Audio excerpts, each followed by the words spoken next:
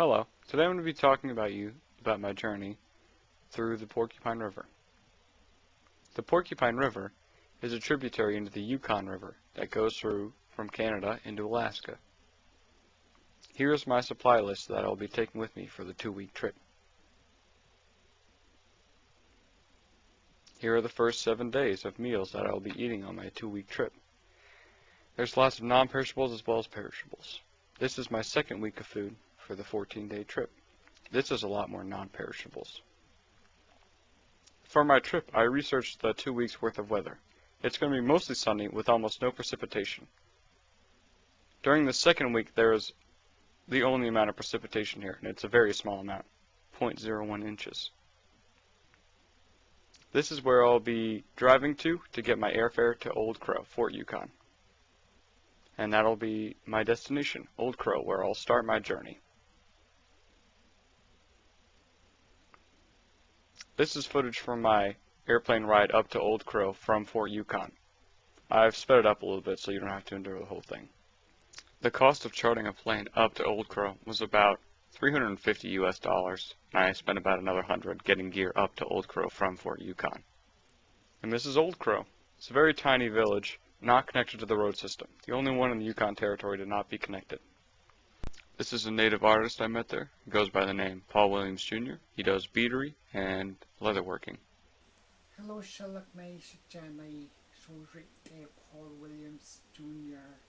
The beaver he Quichi, the Quaket, the Jorakanje, the Jijuka, Trinanico Bakwakanza, the Jijuka Bakwakanza, Saketi Sanza, Yanjet.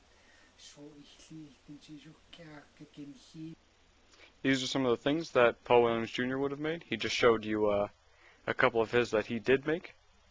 This is the beadery style of things. He makes the slippers or mittens with his leather working skills and then embroiders them with a pattern. This is a bowl made in the Greenwich style of artisanship. And this is a painting from a young artist in Old Crow in their government building. While I was at the government building, I met the Greenwich International Committee's chairperson, Joe Linklater. I remembered my AK history teacher asking us to inquire about the native corporations as we went about our river adventures over the summer. When I asked these questions, he replied, "The Greenwich International Council is a non-profit organization that is mostly dependent on the Canadian government for funds." Alright, now we're going to hear from a more contemporary native artist by the name of Pete Peter.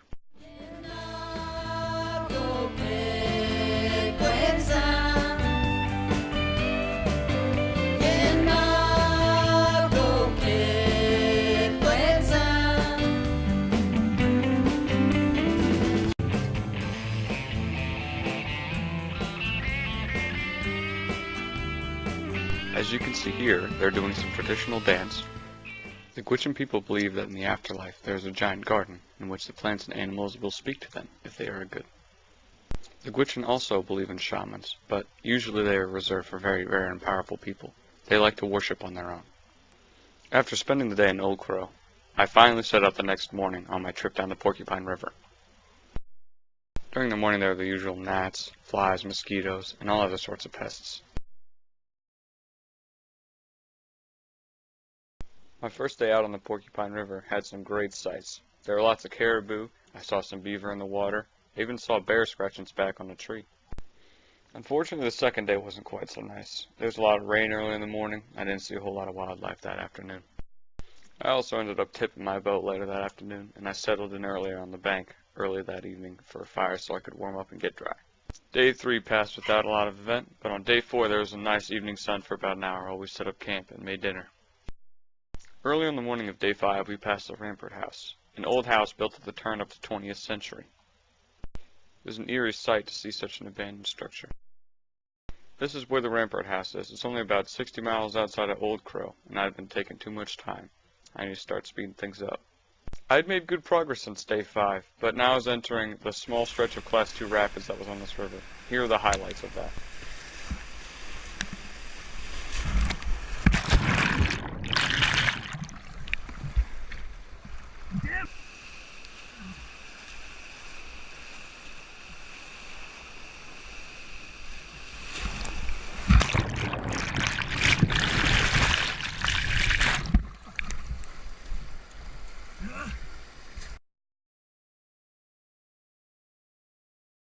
After getting through the rapids, the next 4 days passed without much event.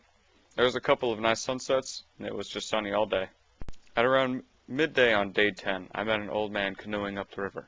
I asked him what he was going back up to Old Crow for. He said to hang out with family and hunt some caribou for the winter.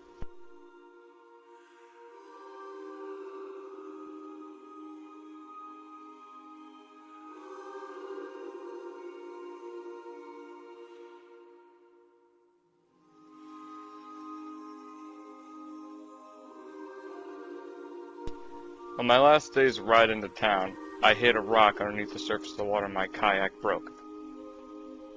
After about an hour of sitting there, a native family in a larger boat than mine stumbled upon me. They agreed to give me a ride back to Fort Yukon. I asked them what they were doing out here, and they said that they were transporting caribou furs to trade back at Old Crow. I unloaded my gear, put it all back in my car, and ended up driving home. After a 2-week trip, I was tired and ready to sleep.